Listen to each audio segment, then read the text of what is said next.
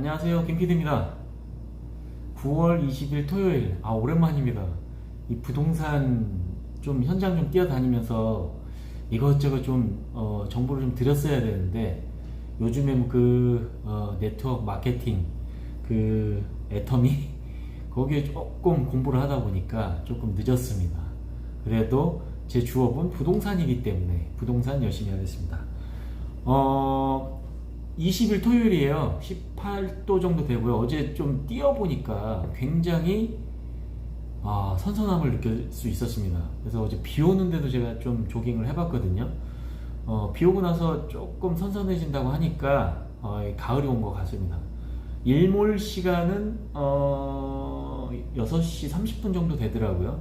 그때 당시 한 50분이었는데 한 20분 정도 조금 더 빨라진 것 같습니다. 이 가을 환절기 때 또 하반기에는 겨울이잖아요. 그래서 이제 움직임이 많이 없어요. 그래서 이제 이런 시기에 면역 제품이 하나 또 있는데, 이게 또 애터미, 이 해모임을 이제 엄청 유명합니다. 이게 정관장이요? 이 부분에서 1등을 하고 있다고 하네요. 1조 팔았다고 합니다. 정관장보다도 더 이제 유명해진 거죠. 그래서 전 이제 지역의 이제 글로벌 이 해모힘, 이게 지금 대세라고 합니다. 그래서 이거를 지금 한번 먹고 또 시작을 하겠습니다. 이게 이제 가족들한테도 좋고 아이들한테도 굉장히 좋습니다. 그래서 이거 먹으면 겨울에 감기 없다, 요 정도의 내용일 것 같거든요. 쭉 짜서 먹으면 됩니다. 20ml고요. 자, 먹고 힘을 내보겠습니다. 해모임 면역 최고입니다. 기준금리가 지금 이제 슬슬 이제 미국에서 인하를 했죠. 그래서 이제 이때 이제 부자들이 또 금리를 이용해서 부를 축적한다. 낄끼 빠빠, 낄 때 끼고 빠질 때 빠지는, 늘 이제 금리 인하 시대는 서민들의 이제 부자들 기회였습니다.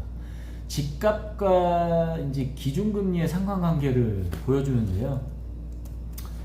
기준금리가 높을 때 집값은 높고 낮을 때는 떨어진다. 이건 뭐 기본이죠.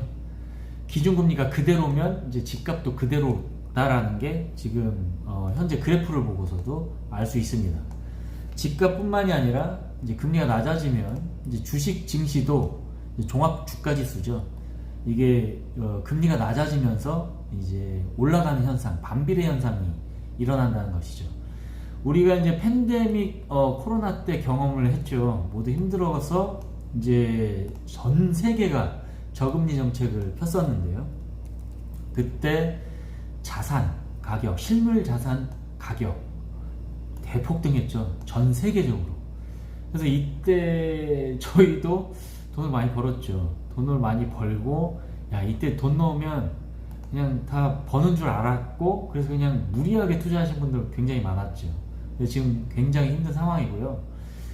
이때 주가도 지금 떨어졌다가 빠르게 올랐고, 그 다음에 집값도 빠르게 오르는 그 팬데믹 코로나 현상을 저희가 느꼈었습니다. 2020년도의 내용이었고, 그때 이제 서울 30평대 아파트 가격이 8억 정도였거든요. 근데 그냥 저금리 시대에 그냥 12억 7천만 원, 그냥 말도 안 되는 금액이 오른 거죠. 사지도 못하고 팔지도 못하고. 그래서 한 40~50% 올랐던 것 같습니다. 엄청나게 한 2년 동안 올랐던 것 같습니다. 그 전에는 집값 움직임이 없었는데, 또 이명박 박근혜 정부 때였죠. 그때는 없었는데 이 문재인 정부 때 이게 크게 올랐다. 물론 이제 문재인 정부 때 오른 게 아니라 이게 다 상관관계가 있는 거잖아요. 정부의 연결성 때문에. 그래서 그때 문재인 정부 때 규제도 많았지만 상황적 저금리 시대, 이게 가장 컸던 거죠. 그래서 당시 여러 정책들 나왔죠. 그때 김현미 국토부 장관 매일 이제 얼굴이 이제 기억날 정도로 엄청나게 규제 정책이 나왔었고, 근데 그때 저금리 시대와 코로나에 맞물려서 전 세계가 집값이 폭등하게 됩니다. 이걸 그냥 우리가 능력인 줄 알고 엄청 그냥 돈을 그냥 쏟아붓죠. 실물 자산 쪽에. 종합을 해보면 저금리 시대는 이 자산 가격이 상승한다.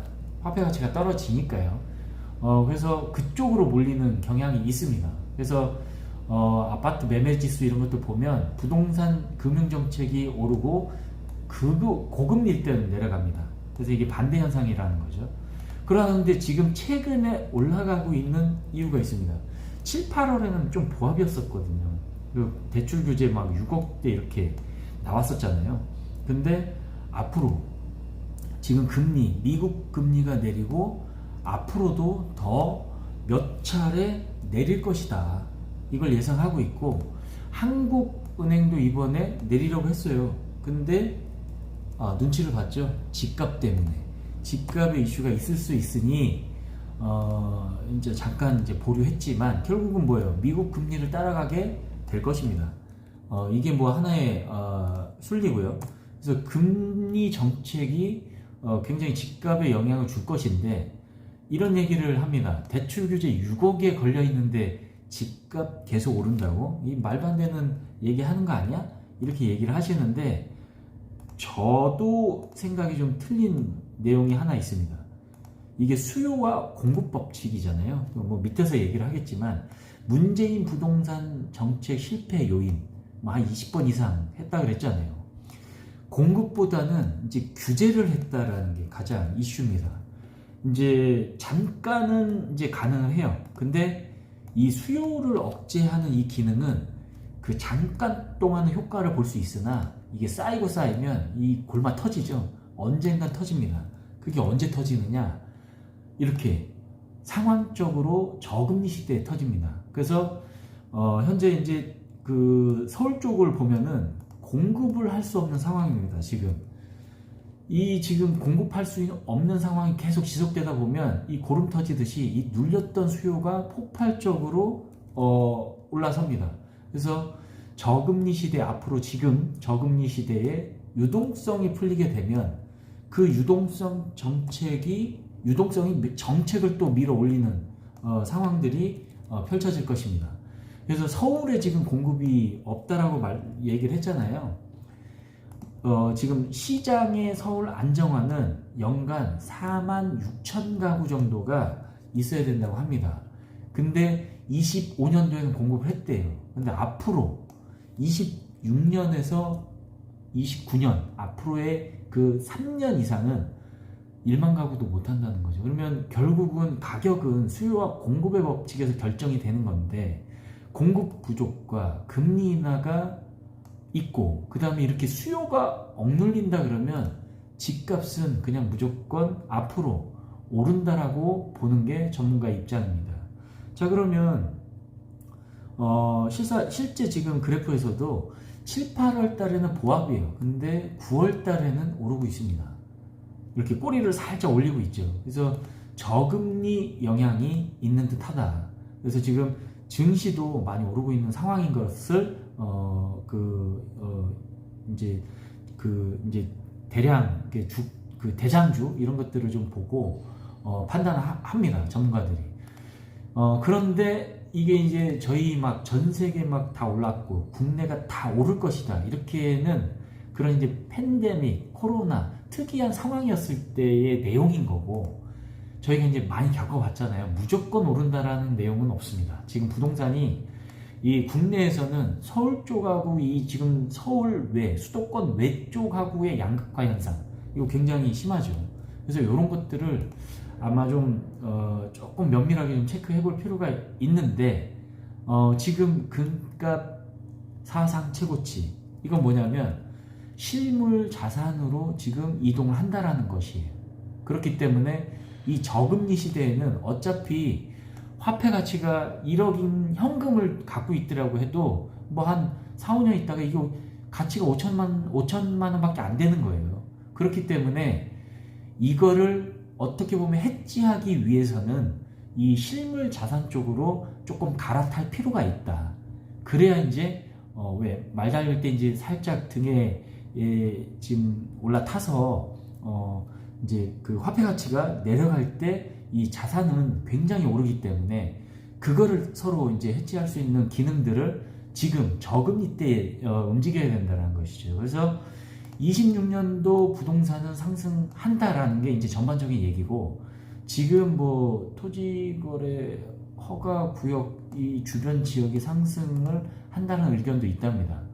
그래서 KB 주택시장 분석팀도 26년도부터는 집값이 상승할 것으로 예상을 한다. 수도권 공급 부족, 풍선 효과가 분명히 있을 것이다. 근데 다만 이번 상승은 전 지역의 상승은 절대 아니다. 이거 꼭 체크를 하셔야 되고요. 경험을 해봤잖아요.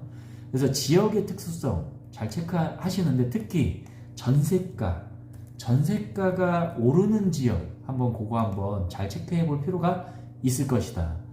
요 얘기 아까 얘기했죠. 레이 달리오라는 유명한 사람이 있나 봐요. 캐시 is 트래시. 현금은 쓰레기다. 이게 뭐냐면 휴지 조각 된다. 인플레이션 화폐 가치 떨어져, 아까 해지 필요하다 그랬잖아요. 가장 이상적인 비율은 저금리 시대에 자산 투자가 70%, 현금이 30%. 자산이 문제가 될 수 있잖아요. 그렇기 때문에 그거를 또 대응할 수 있는 현금 30%가 가능하다. 그래서 투기를 하라는 얘기 아닙니다. 현금에서 자산으로 전환을 할 상황들이 펼쳐지니 생각을 하고 체크를 해볼 필요가 있다라는 얘기입니다.